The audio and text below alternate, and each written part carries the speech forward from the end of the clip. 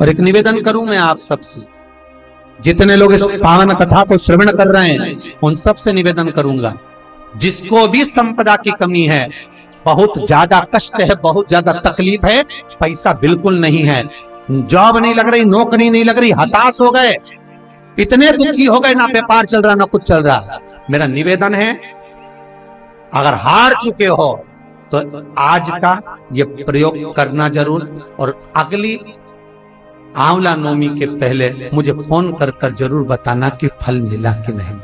इतना तो विश्वास मुझे मेरे बाबा पर है, इतना विश्वास।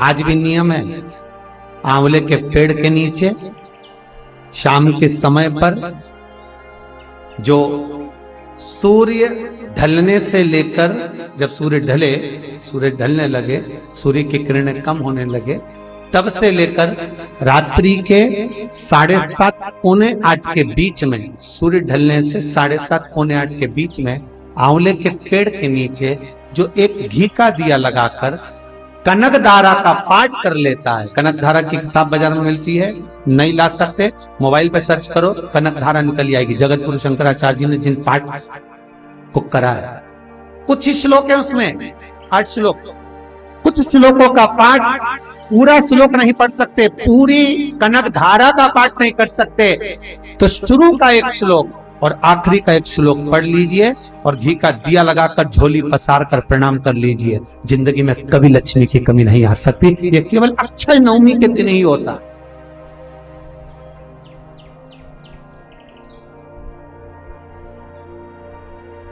कनकधारा आज ही के दिन,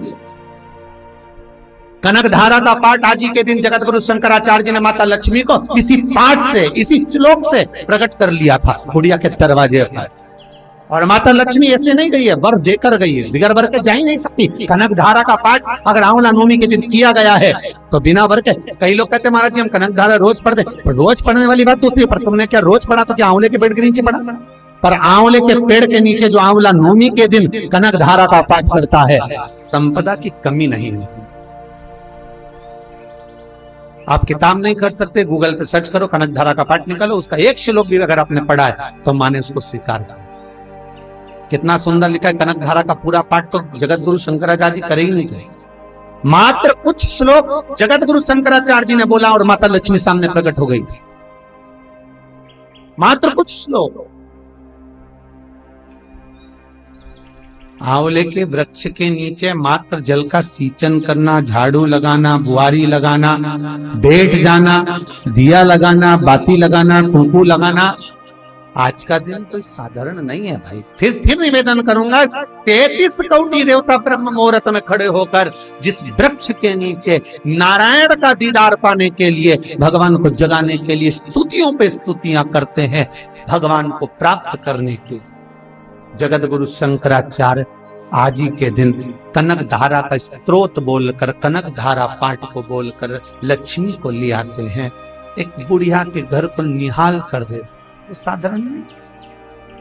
अगर आपने आज आंवले के पेड़ के नीचे दिया लगाया है, पूजन करिए, कनकधारा का स्त्रोत का एक श्लोक, एक शब्द भी बोला है, नहीं है कनकधारा तो भगवान शंकर और भगवान नारायण की एक माला कर लो, भगवान विष्णु का स्मरण कर लो, दामोदर का स्मरण कर लो, शिव का स्मरण कर लो, और उससे विनती करो झोली पसार कर कि हम विश्वास रख कर आए। और कथा में सुना है बाबा, घर पूरा खाली पड़ा है, लक्ष्मी नहीं, नौकरी नहीं, सर्विस नहीं, कुछ भी नहीं, जगत से खूब हाथ जोड़ लिए, कहीं धन नहीं, अब तेरे पास। और आखिरी में झोली पसार कर विनती कर कर लेकर जा, भरे। अगली आंवला नवमी तक मुझे जरूर बताना रीजी जी हो, जितने लोग कथा सुन रहे हो। और बाबा अगर तुमको दे देना, मेरे को विश्वास है, मेरा ठाकुर जी कमी नहीं लाएगा।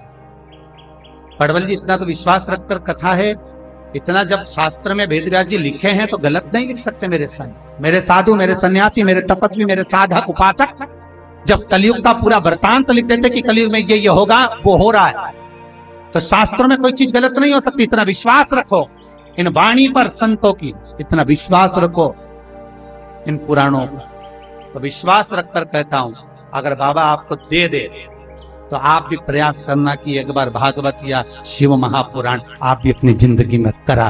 बस इतना विश्वास रखना कि इतना देना कि मैं भी करा, इतना दो।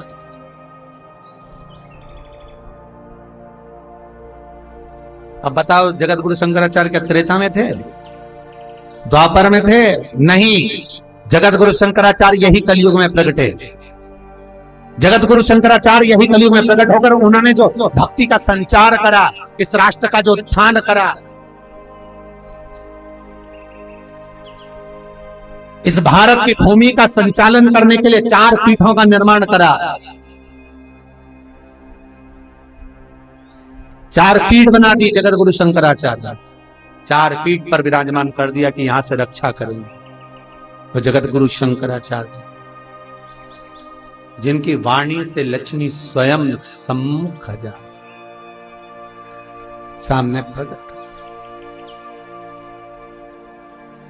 साधारण नहीं।